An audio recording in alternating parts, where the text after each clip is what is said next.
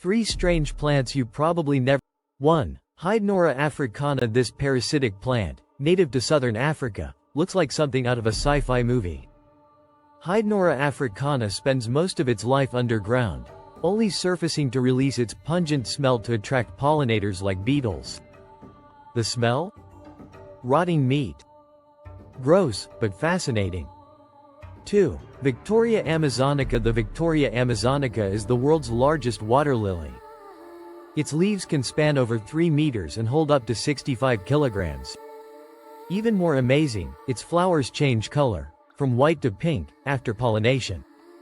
3. Rafflesia Arnoldii, known as the corpse flower. Rafflesia Arnoldii is the largest individual flower on Earth.